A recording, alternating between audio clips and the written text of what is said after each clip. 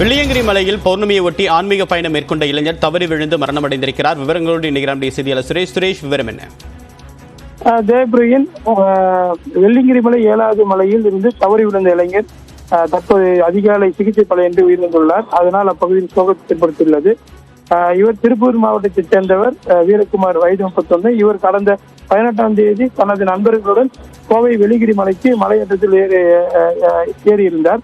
அப்போது நேற்று அதிகாலை 7வது மலையில் சென்று சாமி தரிசனம் செய்துவிட்டு கீழே இறங்க முயன்ற போது கால் தவறி விழுந்துள்ளார்.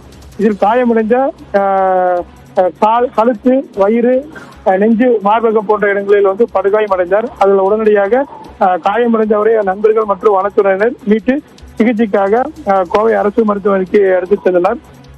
ஆனால் சிகிச்சை பலனின்றி அதிகாலை இன்று வீரகுமார் தற்போது சிகிச்சை பலனின்றி உயிரிழந்துள்ளார். தொடர்ந்து ஆலந்துறை காவல்துறை விசாரித்து வருகின்றனர். வெள்ளியங்கிரி மலை திருக்கோயிலில் கடந்த 2 மாதங்களில் 5க்கும் மேற்பட்டோர் மூச்சு திணறல் மற்றும் பல்வேறு காரணங்களால உயிர்ந்திருக்காங்க.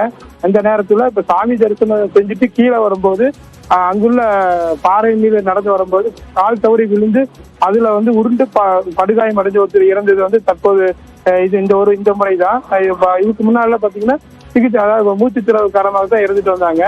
இதனால வனத்துறை மலைக்கு செல்லக்கூடிய பாதைகளை கரெக்டா கண்காணித்து அதுக்கு என்ன வழிங்கிறது பார்த்து பண்ணணும்.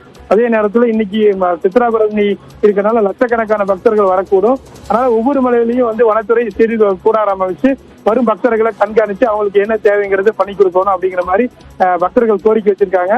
அதே நேரத்துல வெள்ளியங்கிரி மலை கோயில கீழே தற்காலிக மருத்துவ முகாம் அமைக்கப்பட்டிருக்கு. அவங்க உடல்நிலை சரியில்லாதவங்க ஏறக்கூடிய, அவங்களுக்கு ஏதாவது ஒரு அபாயகரமா இருக்கு, உடம்பு கொஞ்சம் சரியில்லை அப்படிங்கிற மாதிரி இருக்கவங்க தங்களோட தற்காலிக மருத்துவ முகாம்ல சிகிச்சை எடுத்துட்டு அதுக்கப்புறம் ஏறிக்கலாம். அப்படி இல்லைன்னா கீழேயே தங்கறதுக்கு உண்டான வழிகள் வனத்துறை மற்றும் கோயில் நிர்வாகம் செஞ்சிருக்காங்க. ஜெயபிரியன், உங்களுடைய விரிவான தகவலுக்கு நன்றி சுரேஷ்.